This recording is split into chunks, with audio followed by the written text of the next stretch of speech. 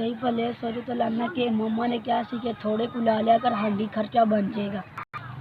मेरे पापा भी साइकिल का ही काम करते हैं तो दही भल्ले लाते हैं तो 500 खर्चा कमाते हैं। महंगाई का दौर है, 7 भैन भरा वा। मैं सुबह स्कूल जाना, स्कूल का काम करके इधर आके यह काम करना। मैं घर का भी खर्चा होंगे, मेरी कापियां का भी खर्चा हो, किताबों का भी तो इनका भी खर्चा हो जाता है। इस तो मैं ला के बैठा कि मेरे किताबों और कापियां का खर्चा हो जाए। मैं सारे भैन भरावां तो बड़ा वा, इसलिए ला के बैठा वा।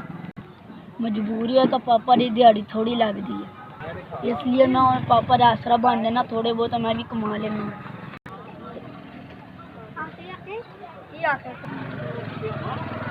2-3 महीने तो मैं काम कर रहा हूँ।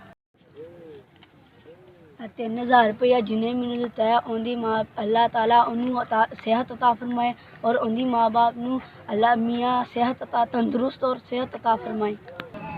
मैं बड़ा खुश हाँ जिन्हें मैंने पैसे दिते हैं, उन्हें अल्लाह मियाँ खैर करे और तंदुरुस्त अता फरमाए। अल्लाह ताला उन्होंने कारोबार से बरकत अता फरमाए। अल्लाह ताला उन्होंने इन्ना पैसा देवे कि उन्होंने किसी किस्म की कमी ना होवे। SVS ਤੁਹਾਡੀ बड़ी मेहरबानी कि तुसी आ पैसे मेरे तक पहुँचाए ने।